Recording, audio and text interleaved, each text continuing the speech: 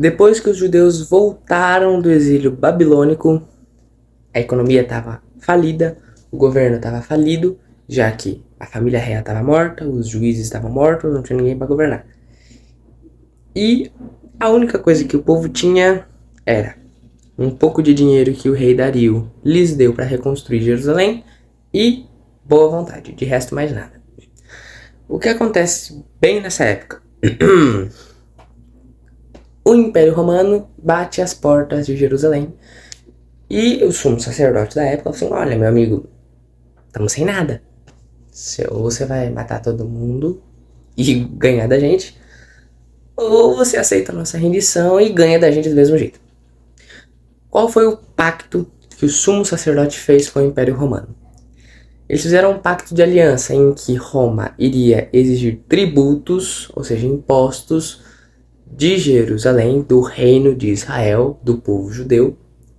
Porém, em contrapartida, Roma iria cuidar da boa administração, Roma ia defender o povo de possíveis ataques, ou seja, como se fosse um contrato de aluguel, só que ao inverso, em que o dono da casa continua morando na casa e paga para a casa ao inquilino. Espero que você tenha conseguido compreender esse pedaço.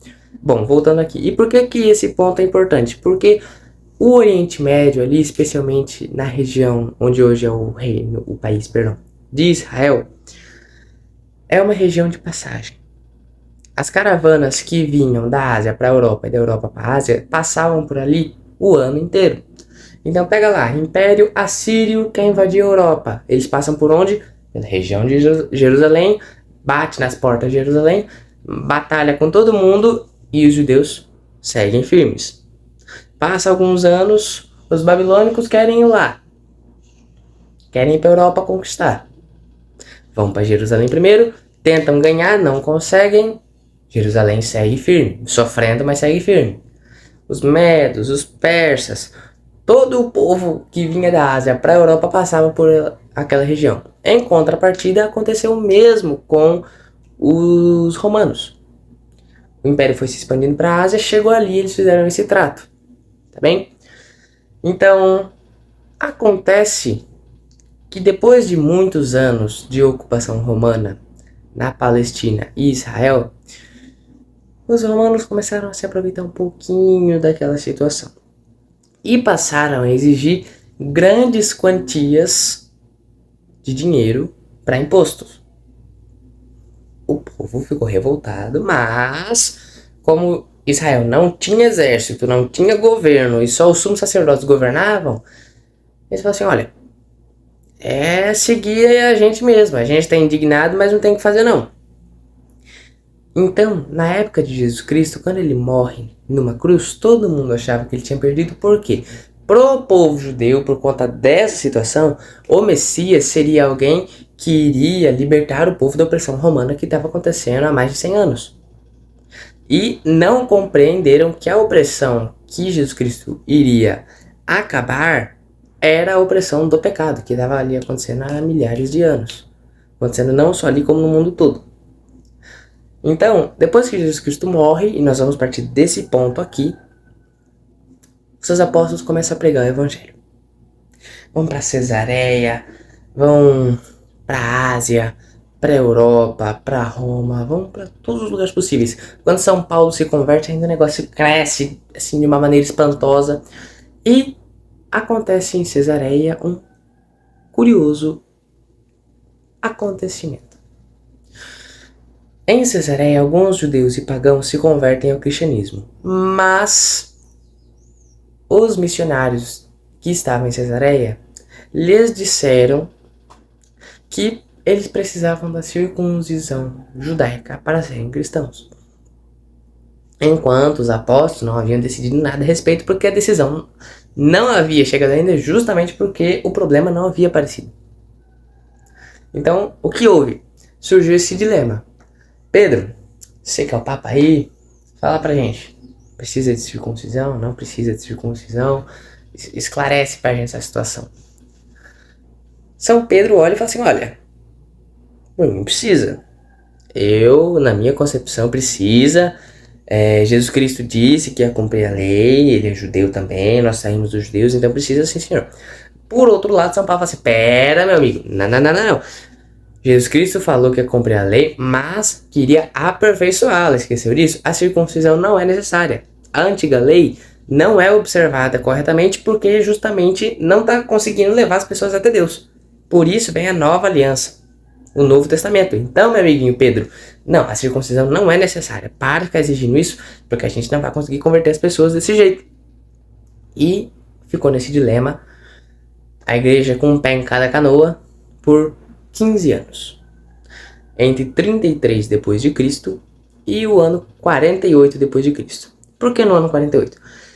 Porque no ano 48, São Pedro vai falar assim, não basta de divisão. Vamos reunir todo mundo aí, conversar, pedir o Espírito Santo e ver se a gente chega numa decisão unânime de acordo com o que Jesus Cristo ensinou. São Pedro então convoca o Concílio de Jerusalém. O que é o concílio? O concílio vem do latim concilium, significa conselho. Tá? Então é como se fosse um conselho que ele chama boa parte dos bispos do mundo todo, vamos ser francos, né? Boa parte dos bispos existentes naquela região onde o cristianismo havia chegado. Então ele chama lá os apóstolos, São Paulo, outros bispos que não sabemos o nome. Ele chama, olha galera, vamos lá, tem que decidir essa questão, o que aconteceu. Aconteceu lá em Cesareia, que esse problema começou faz 15 anos já, a gente tem que decidir. São Paulo, ele explica de uma maneira tão categórica e iluminado pelo Espírito Santo, ele consegue convencer São Pedro, eles conseguem se reconciliar, eles não haviam brigado, entendem? Eles não estavam separados, cada um com uma igreja. Eles apenas estavam divergentes em um ponto da fé. E São Paulo vai explicar ponto por ponto, prova A mais B, que a circuncisão não era necessária. Então no ano 48, o primeiro concílio, o Concílio de Jerusalém, ele acontece e fica decidido que não. A circuncisão não é necessária para os cristãos. Os judeus que já haviam feito, beleza, não tem como voltar no tempo agora. Mas pro pessoal que está chegando agora e que não fez, não é necessário. Tá bem? Na mesma época tinha outro probleminha acontecendo. A perseguição do Sinédrio. O que era o Sinédrio? Lembra que eu falei que Israel não tinha governo, não tinha um governo sólido, digamos assim, não havia juízes, não havia monarquia, nada. Por quê? Porque eles estavam todos mortos. Então quem governava o povo era o Sinédrio. O que era o Sinédrio? Era o conselho em que você pegava os fariseus, o sumo sacerdote, os mestres da lei, esse pessoal. O Sinédrio, quando mandou flagelar os apóstolos, um fariseu que foi professor de São Paulo apóstolo, ele chamou todo mundo e falou assim, olha, lembra de fulano e ciclano que começaram a fazer rebelião, a gente matou eles para parar com as rebeliões, aí o grupo se desfez. Então, se você acaba com a cabeça, o corpo morre. Vocês já mataram a cabeça, que é Jesus Cristo, desse grupo novo.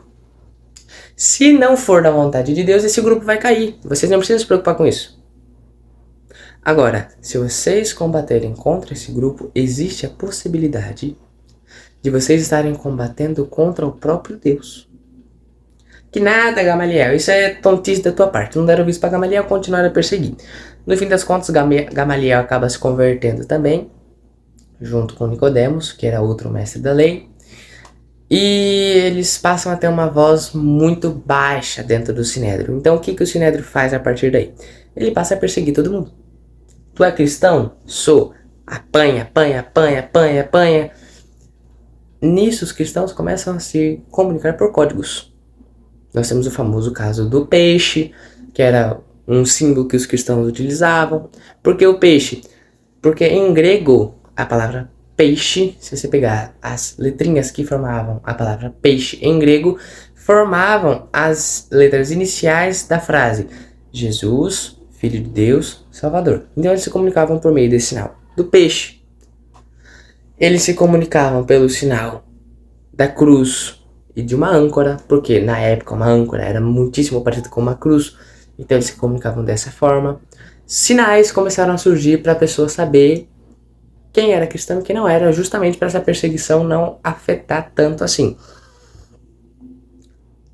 Uma curiosidade agora da língua latina na época. Na época, a língua latina ela era dividida em dois ramos. Havia duas ramificações. Havia o latim clássico e o vulgar, ou popular, do povo, chame como você bem preferir. Apenas chame pelo nome certo. O latim clássico, ele era falado apenas pelas classes média, alta e classe alta. Por quê? O latim clássico é o latim muito parecido com o atual, que é todo composto em declinações, conjugações, o mais estruturado possível. O que muda o clássico do eclesiástico? A pronúncia, só isso. A gramática é a mesma. Enquanto o latim vulgar não há declinações e nem conjugações complicadas. Por quê? Como ele era falado pela classe média, baixa e baixa, não havia um ensino apropriado para essas duas classes. Então essas duas classes não tinham conhecimento total da língua latina a ponto de saber declinações, conjugações e toda a gramática latina. Então você tinha o latim alto, que era falado pelo exército, pelo senado, pelo imperador e sua família. E você tinha o latim baixo, que era falado pela classe média baixa e classe baixa. Como então que a igreja faria para conseguir se comunicar com ambas as classes? A igreja faz o que São Marcos fez. São Marcos, pela tradição da igreja, foi discípulo de São Pedro. A carta de São Pedro, as cartas, foram escritas em grego. Mas por que grego? Quando Roma conquista a Grécia, numa guerra antes da vinda de Jesus Cristo, a cultura grega se incorpora à cultura romana. E o grego era um negócio que majoritariamente todo mundo sabia. Por exemplo, chegar numa pessoa de classe baixa hoje no Brasil, não sei se ela vai saber a gramática portuguesa completa. Se eu chegar hoje numa pessoa de classe alta no Brasil, também não sei se ela vai saber a língua completa. A gramática da língua portuguesa completa, perdão. Porém, ambas vão ter um conhecimento mínimo do inglês. Elas vão ter um conhecimento básico do inglês. Se você for lá nos Estados Unidos e pedir para a pessoa falar com você em português, quase impossível. Se você falar inglês, fechou. Então o grego, no século 1, 2 e 3, era sim o inglês da época. Tá bem? Então a igreja adotou inicialmente o grego para se difundir. As cartas de São Pedro foram escritas em grego. O Evangelho de Lucas foi escrito em grego, o Evangelho de Marcos foi escrito em grego, os Atos dos Apóstolos foi escrito em grego.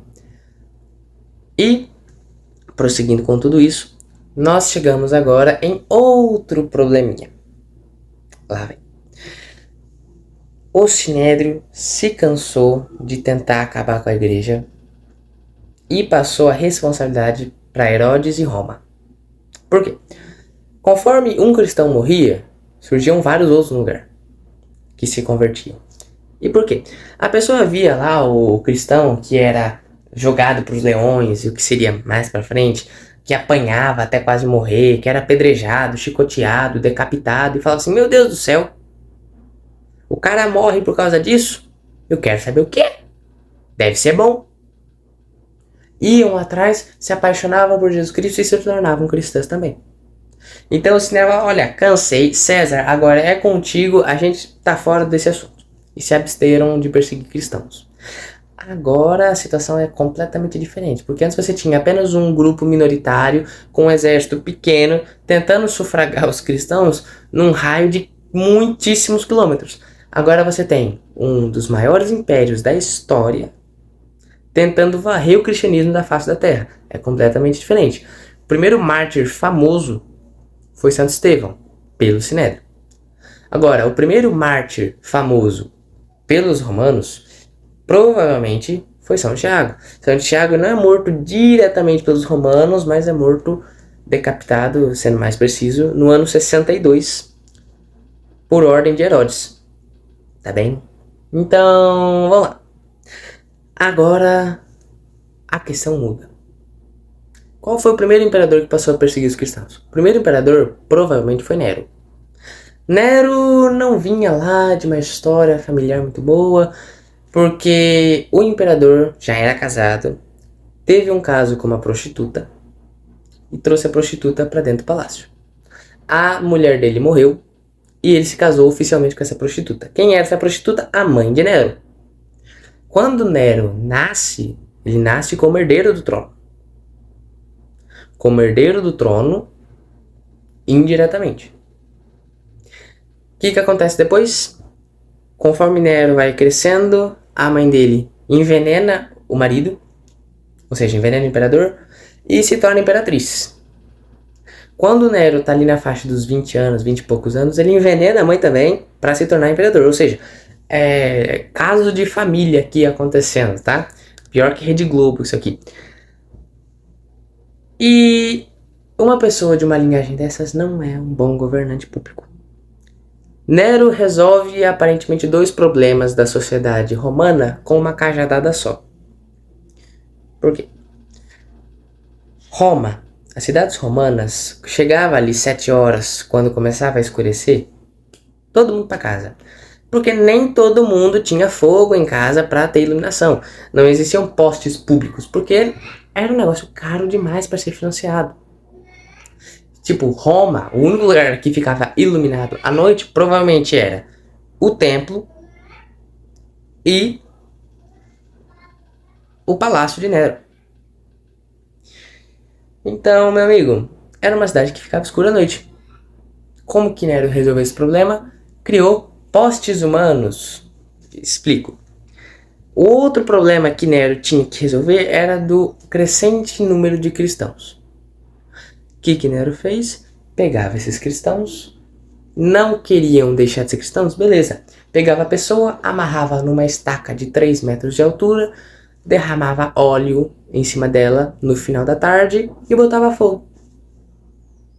Aí o Coliseu ficava iluminado, as ruas ficavam iluminadas, o palácio ficava iluminado e ele já resolveu o problema dos cristãos. Agora, esse ponto aqui ninguém te conta na aula de história, né? Ninguém conta. Ai, mas a igreja perseguiu as bruxas na Idade Média. Pera, vai ter vídeo mais pra frente explicando isso. Por que isso acontecia? Agora, se eu pego hoje um cachorro e queimo ele vivo, eu sou preso por 1 milhão de anos. Sou preso até a cadeia começar a enferrujar. Mas ninguém fala que os cristãos morriam desse jeito, não é? Bom, a perseguição vai piorando. Vai piorando, vai piorando, vai piorando, vai piorando. Depois de Nero, o principal e pior que Nero também foi Diocleciano, que aí a proporção da perseguição tomou níveis gigantescos. Depois Maximiano também foi um grandíssimo perseguidor. Até que chegamos no ano 306. No ano 306, o governo romano ele era dividido em cônsules. Como assim cônsules? Diocleciano inaugurou uma nova maneira de governar. A tetrarquia. O que era uma tetrarquia? 4 cônsules que eram eleitos imperadores e passavam a governar o império juntos. Então você pega a área total do império, cada um governa um pedacinho. E por isso Diocleciano foi um grande governante por conta dessa forma administrativa. Mas não no sentido moral, tá? No sentido administrativo ele foi um grande governante. E um desses tetrarcas, Constâncio, morre numa batalha na Bretanha. Automaticamente, quem passa a ser o sucessor dele como cônsul é seu filho Constantino. Bom, no ano 306, quando Constâncio morre, Constantino é eleito cônsul romano, imperador, o exército promove Constantino como o único imperador, como César. Por quê? Constâncio era um grandíssimo militar, um general de alto escalão. Quando ele morre, Constantino também já era um capitão, um general de alta patente. O exército, não contente com a perda de Constâncio, elege Constantino como César, ou seja, o eleva acima dos outros 3 cônsules. Os outros olham e falam assim: por nós tá tá tudo bem. A gente sabe que Constantino é um bom governante, ele vai saber fazer as coisas direito. Por nós não tem problema não. Até que no ano 312, o cônsul mais importante depois de Constâncio morre. Quem era esse cônsul? Era Maximiano. E como sucessor de Maximiano vem o seu filho, Magêncio ou Maxêncio. Aí vai derivar da tradução. E os cônsules não queriam Magêncio. Por quê? Porque ele era muito cruel. Muito cruel mesmo. Entendeu? A níveis de Nero, Diocleciano, a nível desse pessoal. Quando o Maxêncio, que também era um língua de cobra, assim, ele enganava muito facilmente. Quando ele sobe ao trono, ele passa a perna em 2/3 do exército. Esses 2/3 destituem Constantino do trono. E Maxêncio é coroado César. Constantino nessa hora estava na Bretanha, numa expedição. Quando ele recebe, ele fala assim: meu Deus do céu, e agora o que eu faço? Eu tenho 1/3 do exército comigo, os outros 2/3 estão lá com Maxêncio em Roma, e eu não consigo nem entrar na minha própria cidade. Quem que resolveu o problema de Constantino? A sua mãe. Por que a mãe dele? Quando o pai de Constantino ainda era vivo, ele se apaixonou por uma plebeia, que era Santa Helena, mãe de Constantino. Ele se apaixonou, se casou com ela, nasce Constantino. Nisso, quando ele é eleito cônsul, o imperador da época lhe dá uma ordem. Você vai ser eleito se largar essa plebeia, porque era algo fora da lei romana, não era permitido. Você larga essa plebeia e se casa com a minha sobrinha. E Constâncio abandona Helena. Quando Constantino sobe, ele manda trazer a sua mãe. Nesse momento, a mãe de Constantino já era católica, já era cristã. E passou muitos e muitos anos tentando converter o filho Constantino. Constantino, como amava muito a mãe dele, não denunciou, mas também não se converteu. No ano 312 acontece com ele a mesma coisa que iria acontecer com Clovis. Constantino vai para Roma e quando ele está nas margens do rio Tibre, um dia antes da batalha acontecer, ele vai para fora da tenda dele, se ajoelha e fala assim: Jesus Cristo, pelo amor de Deus, não existia na época, né? Mas pelos deuses, me ajude. Eu te dou um voto de confiança. Se for verdade tudo que a minha mãe falou, então eu me torno cristão se eu vencer essa batalha. Nisso, Jesus Cristo aparece pregado numa cruz com anjos ao redor dele e fala assim: olha, meu amigo, com esse sinal você vencerá. In hoc signo vinces. E lhe mostra o lábaro. Constantino olha isso e fala assim: pronto, agora é que eu me torno cristão mesmo. E manda naquela mesma noite colocar o lábaro em todos os estandartes romanos. Ele tira os estandartes pagãos e coloca o lábaro. Bum! No dia seguinte, quando começa a batalha, os soldados de Constantino estão assim: meu Deus, vamos pra cima, vamos. Enquanto os soldados de Maxêncio estão: pelo amor de Deus, o que eu vim fazer aqui? Você tem de um lado 1/3 extremamente furioso com aquela injustiça e os outros 2/3 totalmente amedrontados. Naquele mesmo dia de batalha, em menos de um dia de batalha, Constantino vence, Maxêncio morre afogado no rio Tibre e ele entra em Roma. O que acontece quando ele entra em Roma? A primeira coisa que ele faz, ele assina o Edito de Milão. O que era o Edito de Milão? Quando Maxêncio usurpou o trono, ele estava no final de 312. A batalha aconteceu no início de 313. Então, no ano de 313, ele assina o Edito de Milão, cancela oficialmente a perseguição dentro do Império Romano. Nisso, ele chama o Papa da época, que, se eu não me engano, era Silvestre I, e pede para o Papa coroá-lo como César. O Papa coroa, todo mundo felizaço, assim, os pagãos felizes porque Maxêncio tinha ido embora, já tinha causado um prejuízo econômico enorme nos poucos meses de governo. Os cristãos felizaços também, poxa, acabou a perseguição.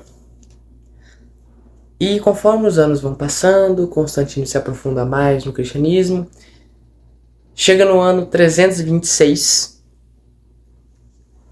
ele olha e fala assim, olha, mas eu tinha que agradecer a igreja, né? Eu só venci por causa que eu acreditei no Deus dela. Como é que eu posso fazer isso? Bingo! Ele pega o Palácio de Latrão em Roma e dá o palácio inteiro de presente ao Papa. E ainda o auxilia numa reforma do palácio. Ele aumenta a extensão do palácio e o reforma por dentro. O Papa, assim, fica felizaço, né? Agora a igreja tem uma sede oficial. Até então a igreja estava em Jerusalém. Aí passa a perseguição Pedro em Jerusalém. Foge São Pedro para Roma. Aí São Pedro é perseguido em Roma. Foge de Roma. Volta para Roma. Foge de Roma. Aí São Pedro morto em Roma. O Papa vai para cá. Tá para lá. Tá para cá. Tá para lá. Quando acontece isso, o Papa fala assim, meu Deus, pronto, muito obrigado, Jesus Cristo. Temos uma sede oficial. Helena, nessa época, já tinha quase 80 anos. Tava bem velhinha já. E ela vai para Jerusalém. Ela vai fazer uma peregrinação à Terra Santa como um agradecimento de tudo que estava acontecendo. No ano de 333, ela ordena a destruição de um templo dedicado a Afrodite no Monte Calvário.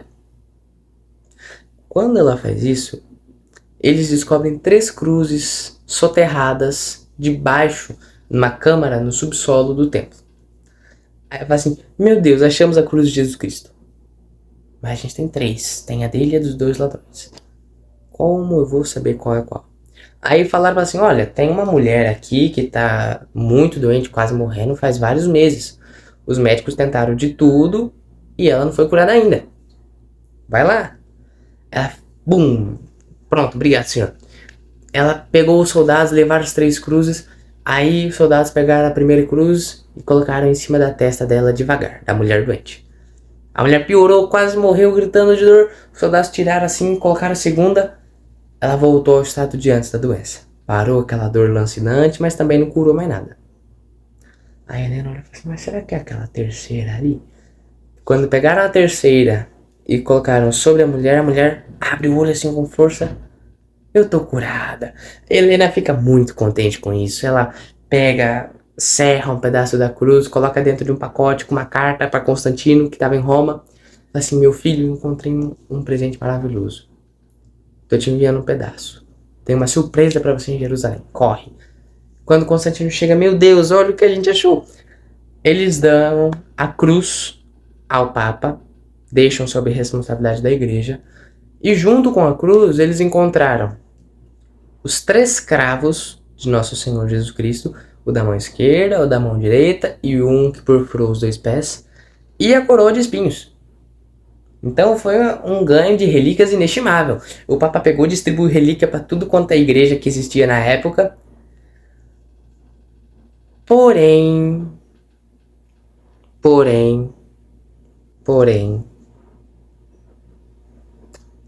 temos aqui um probleminha.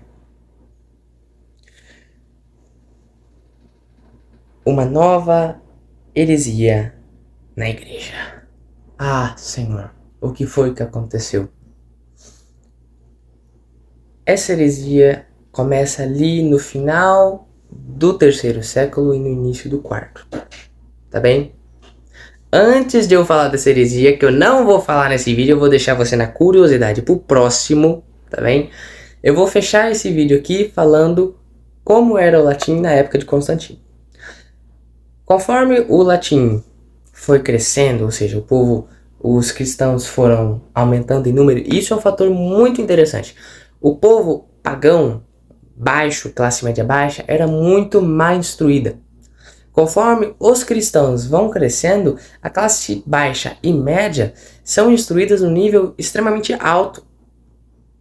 O latim começa a se tornar igual para ambos os modos.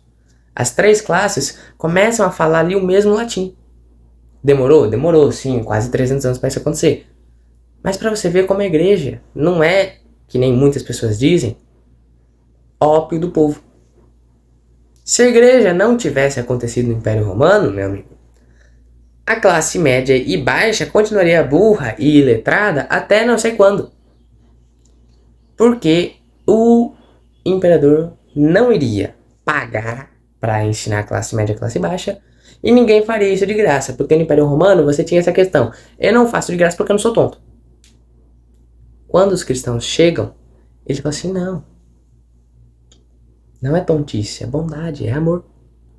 Conforme eles vão instruindo a classe baixa, a classe média, a inteligência vai crescendo, que é a vontade de Deus, que você estude, não que você seja um vagabundo. Conforme a inteligência vai crescendo, vai aprimorando, surge um único latim. O latim clássico se torna comum para todos. Porém, o que acontece? O latim clássico, a pronúncia dele é horrorosa. A pronúncia do latim clássico é muito feia. A igreja olha e fala assim: vamos dar uma aprimorada nisso aí? Assim, a gramática tá ok, todo mundo sabe a gramática, todo mundo sabe falar. Mas vamos começar a trabalhar nisso para ficar mais bonito? Então, a partir do final do século III, início do século IV, que é a época de Constantino, o latim já era o inglês da época. Deixa de ser o grego e passa a ser o latim nesse momento. O latim passa a ser a língua falada por todo mundo sabe latim, pode ser um árabe lá da Ásia, pode ser um bretão lá da Inglaterra, todo mundo sabe. Porém, o fato importante é: a igreja, de novo, prestou um serviço tanto aos pagãos quanto aos cristãos. Deixou a língua falada internacionalmente cada vez mais bonita. Se você gostou desse vídeo, eu quero que você, por favor, se inscreve aí no meu canal, que isso vai me ajudar muito. Curta, compartilhe com os seus amigos, que isso de verdade me auxilia, e que Deus te abençoe. Caso você já estude a língua latina, siga firme. Caso você já estude história da igreja por uma fonte confiável, siga firme. Caso você não faça nenhuma das duas, olha, eu vou finalizar esse vídeo com uma frase de um professor que eu ouvi uma vez: quem não sabe latim não é civilizado.